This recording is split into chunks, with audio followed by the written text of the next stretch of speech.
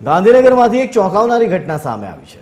Jio Hotstar એપનું અન્ય ગેરકાયદેસર app દ્વારા સ્ટ્રીમિંગ થવાનો મામલો સામે આવ્યો। જીઓ હોટસ્ટાર તરફથી ફરિયાદ મળતા સાયબર સેલે આઈપીટીવી એપની તપાસ હાથ ધરી। તપાસમાં પંજાબ જલંધરના મુર્તુજા મોહમ્મદ આલી નામના એક ઇસમે આઈપીટીવી એપ બનાવી હોવાનું સામે આવ્યું છે।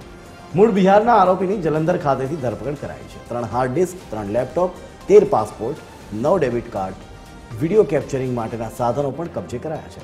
એક સર્વર નહીં, બહુ બધા સર્વર ભેગા કરીને કન્ટેન્ટ યુઝ કરવામાં આવતા હોવાનો ખુલાસો થયો। આ એપ પર પાકિસ્તાન સહિત ઘણા દેશોના સર્વર ઉપલબ્ધ હતા। સાયબર સેલે યુઆરએલ મારફતે કયા કન્ટેન્ટ ઉપયોગમાં લેવામાં આવે છે એ દિશામાં પણ તપાસ હાથ ધરી છે। જીઓ હોટસ્ટાર ચેનલે સ્ટેટ સાયબર સેલને આઈપીટીવી વિરુદ્ધ ફરિયાદ આપી હતી કે કેટલાક લોકો આઈપીટીવી એપ મારફતે ટીવીનું સ્ટ્રીમિંગ કરે છે। આઈપીટીવી એન્ડ્રોઈડ એપ પર જોવા મળતી હતી, જેના પર પાકિસ્તાન સહિત અન્ય ઘણા દેશોના કન્ટેન્ટ પણ ઉપલબ્ધ હતા।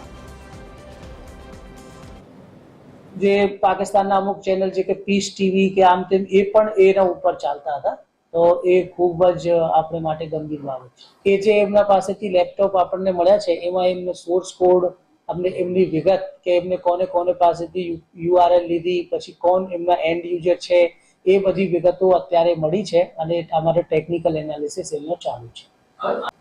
એટલે આમ નોટ જસ્ટ આઈપીએલ, આમાં ઘણા બધા જે ચેનલ્સ છે જે જીઓ હોટસ્ટાર મારફત, જીઓ હોટસ્ટાર પાસે જેનો શું કહેવાય છે રાઈટ છે, એ પણ ચેનલ એમના ઉપર પ્રસારિત